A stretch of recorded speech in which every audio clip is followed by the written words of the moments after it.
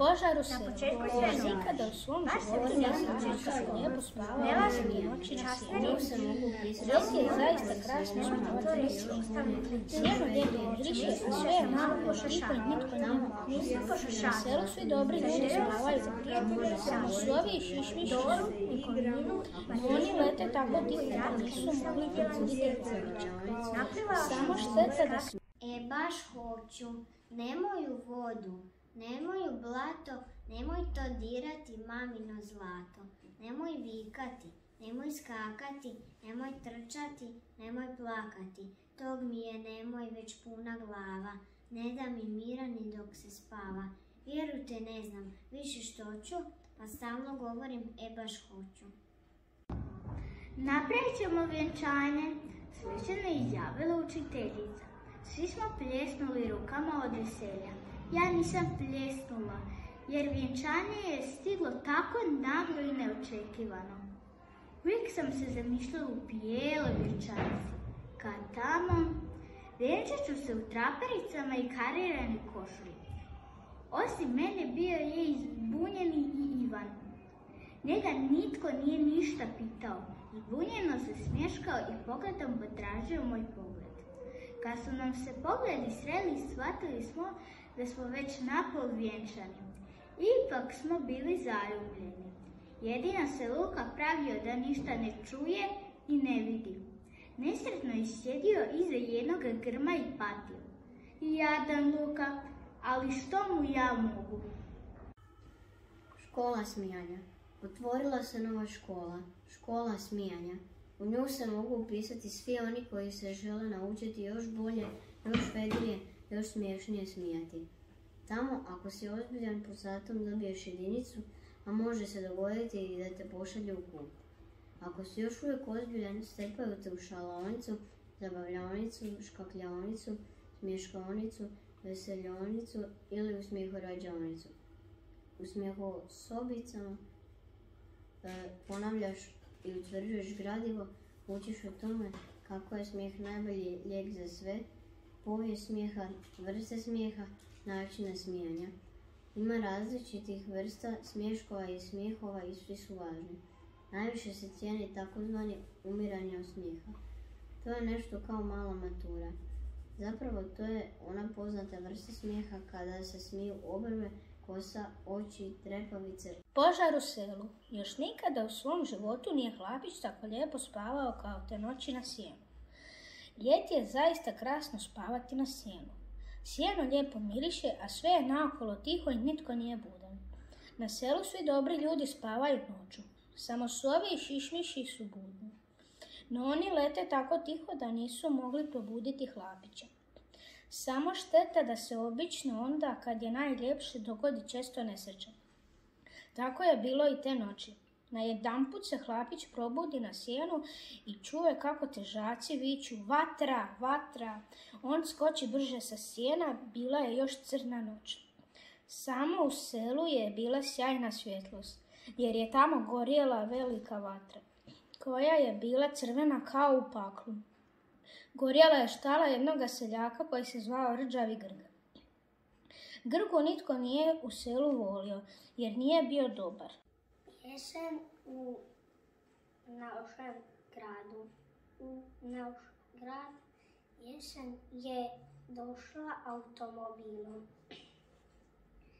Zaustavila se pred gradskim parkom i iz automobila je izvadila mnogo kutija i visoke ljestve. U kutijama su bile tempere i četke i istovi. Jesen je počela marljivo raditi. Drveće je obojila narančast, smeđom i žutom bojom. Sjesti ću u izlog, reče Plešani Medvjedić. Dosadilo mi je ovdje, na polici dućana. i gdje su mi samo gurnuli među automobile i plastične kocke. Baš nikakvo društvo. Pa siđe sve gornje na donju policu i mic po mic stigne do skliska poda. Tamo se malo zadržao, razgibavajući udove klizanjem. Trepavo nasline u izlog, baš je pogodio u pravi trenutak. Suočio se s parom mudrih očiju, dječji glasić zacvrkući. Hoću ovog medvjedića, ovog i nijednog drugog. Mama, kupi mi ga, molim te, molim te, molim te. Mene upre medo šapom u svoje čupave grudi. Neka ti bude i onako za 3 dana imaš rođendan. Začuje se mamin glas. Šteta, dućan je bio zatvoren, ali već Kiša i žuti kišobran. Bila je to sasvim obična kiša. Živjela je gore u zraku kao i svaka druga kiša. Imala je dom u jednom oblaku i s njim putovala iznad zemlje.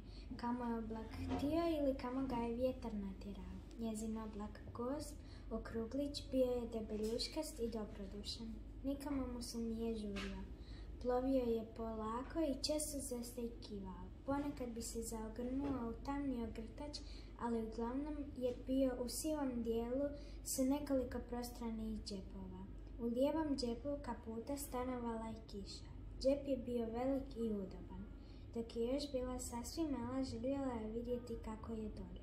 No popiti se do izlaza bilo je vrlo teško, a džep je stalno bio zakopčan velikim gumbom. Kada je malo narasla, uspjela se uspenjati i izviriti. Hej mala, pazi što radiš, ne naginji se preko. Voda je siđušna kapljica kiše. Voda je more, što brodove njiše. Voda je para, što oblake stvara. Voda je jezero, što lokva i bara. Voda je snijeg, što pokriva brijeg. Voda je led, proziran i blijed. Voda je izvor, potok i rijeka. Voda je piće najboljeg teka. Gospođica Neću, Mina je učenica 1. razreda osnovne škole. Po svom vanjskom izgledu obična djevojčica, kakvih ima na stotine. Možda o njoj i ne bi vrijedilo pisati, možda je zaista ne bi trebalo spominjati. Razlikovala se od ostale djece, jedino po tome što je uvijek i na svakom mjestu govorila Neću. To joj je gotovo prešlo u naviku, jer priznajem ima trenutaka kad je itekako potrebno reći Neću, ali Mina je u tome pretjerala. Majka bi joj u rano jutro govorila: Mina, hajde ustani, već je kasno. Mina bi na to sneno prošaptala: Neću. Majka bi poslije nadodala: Mina, požuri da popiješ bijelu kavu. Mina bi tvrdoglavo odgovorila: Neću, ne pijeni se. Na početku sve novo. Baš se veselim početku škole. Ne lažem, časna riječ. Samo molim vas, nemojte to reći ostalim klincima, jer će misliti da sam malo pošašavjela. Nisam pošašavjela. Zaželjela sam se prijatelja iz razreda. Doru, Nikolinu, Martinu, Luku i Racka nisam vidjela mjesecima. Naplivala sam se i naskakala u more za cijeli život. I sunčanje mi je dojadilo. I ležanje i gledanje crtića. Nećete vjerovati, ma ne vjerujem ni ja, ali meni se piše, računa, misli. Još ćete manje vjerovati, ali zaželjela sam se da me netko malo zagnjavi. Počela je nastava i u mojem životu ima mnogo toga novoga. Imam novu torbu, novu pernicu, nove bilježnice i nove knjige i sve novo. Sve se blista i... Tko je jači? Moj tata ima snažne ruke. On digne ormar bez pola muke. I uteg od 100 kila, kad vam kažem baš je sila. Iz njega snaga zrači, ali kad se igramo igre tko je jači. pobjede ga kao od šale moje 2 ruke male. Moj ili njihov kompjuter? Gdje si cijelo poslijepodne? Pitao me ljutite tata Zoran i uputio mi prijeteći pogled. Kod Martine, odgovorila sam skrušeno, bojeći se prijetećeg pogleda. Već tjedan dana svako si poslijepodne kod Martine. Što radite tamo? Igramo igrice na kompjutoru. Što će misliti njeni roditelji o tebi? Mislit će kako sam jadna. Jedino još ja nemam kompjuter. Zato i moram ići Martini. Već nekoliko mjeseci kod kuće cviliju za kompjuterom. I Dora, i Luka, i Martina, i svi već imaju kompjuter.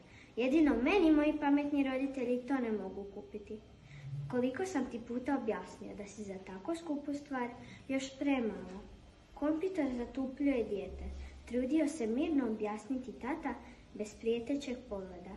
Međutim, ja sam uvijek imala spreman odgovor. Ne vidim da su moji prijatelji tupi. Dora i Tomica. Kakva je to ljubav bila? Vukao me za pletenice, podmetao mi nogu, nikad me nije izabrao za par u igri stare košare. Prolio je tintu po mojoj zadaći, ukrao mi je bojice, gurnuo me u blato, razdrao fotografiju mog najmilijeg filmskog glumca, sakrio mi je jednu rukavicu, stavio mi puža u cipelu, rugao se mojim pjesmama, nazivao me glupačom i štrebericom, mrzio je mog psa, istrgnuo je stranicu iz moje najdraže knjige, nije se htio upisati u moj spomenar, plesao je s mojom najboljom prijateljicom, poljubio se, tko zna s kojom. Sad smo već odrasli i jako stari. Kako sam te volio, kaže on. Za sve je kriv Pepi. Baka Višnja i djed Željko žive u kući s dvorištem. Imaju Pepija. Pepi je mačak. Prekrasan bijeli mačak s crnim mrljama. Blago njima. Ja bih htjela imati mačka od psa, ali to je za moje roditelje nezamislivo.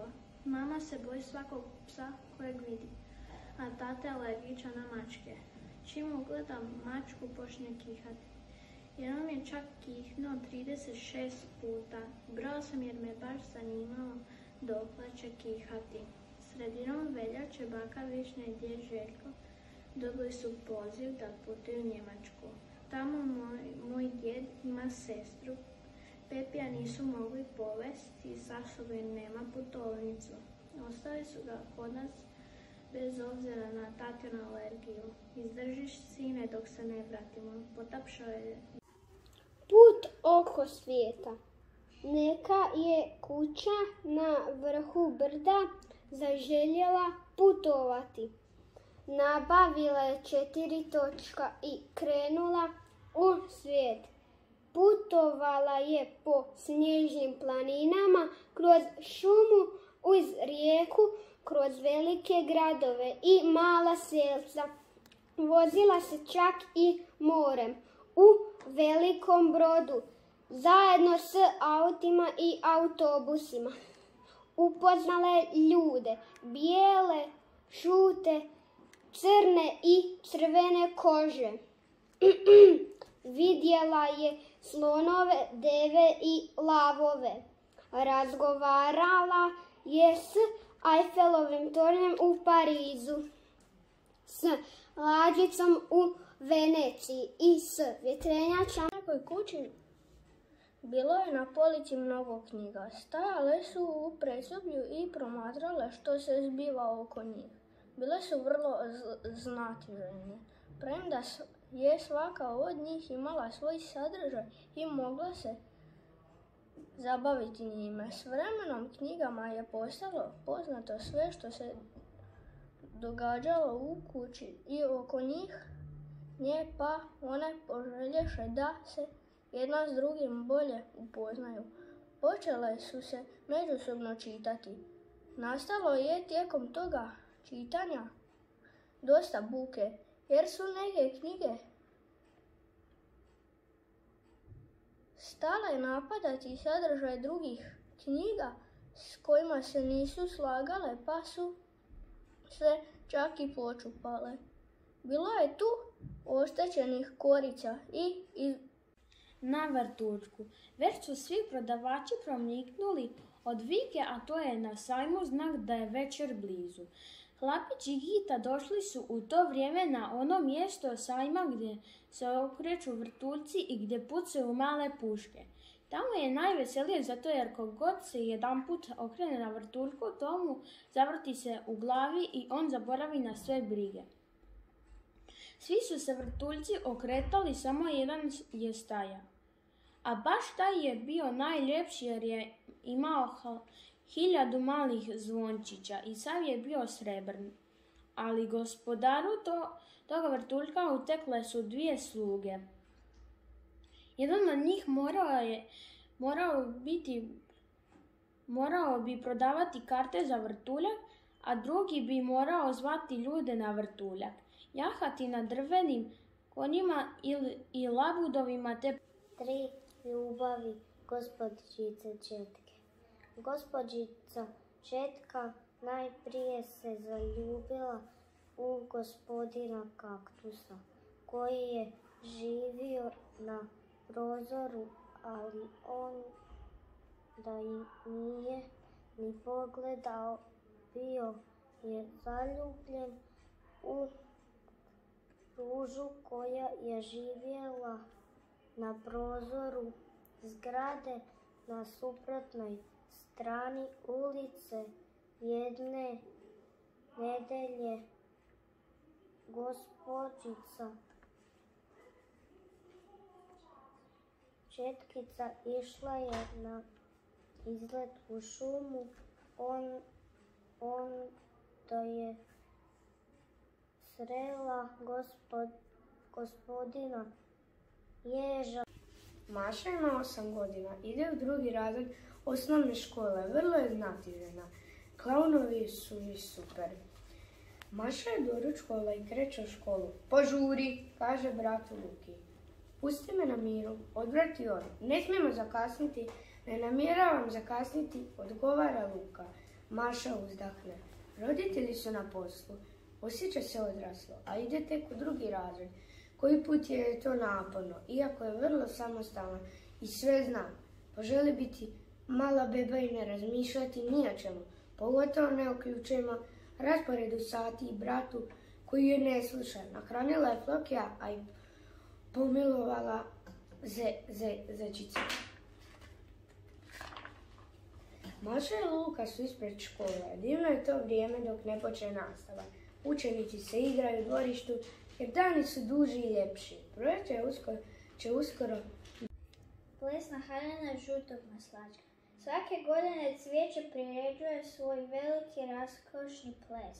Do zore tada zvijezde sjaje jače nego obično, a male lampioni krijesnice pale svoje svjetiljke po grmovima. Sa dalekih samotnih proplanka dopire do plesne dvorane slavuje pjesma. Miševi su članovi zabavnog orkestara, a vjeverica velikih bubnja.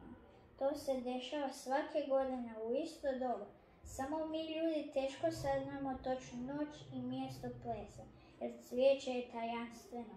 Znate i sami da nikad ne govori, ipak šta se može saznati od leptira i brbljevih bubamara, tih velikih. Miško u cirkusu. Miško nije volio ići u školu. Dosadile su mu knjige, olovke, bojice, torba, sve.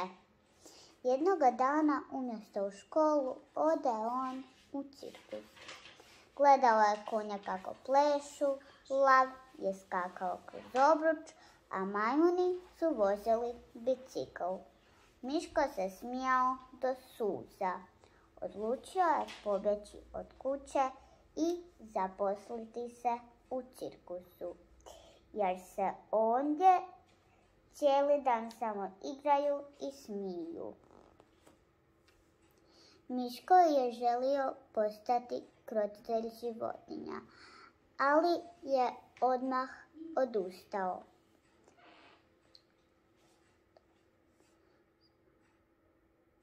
saznao je da Mrav u prodavonici šešira.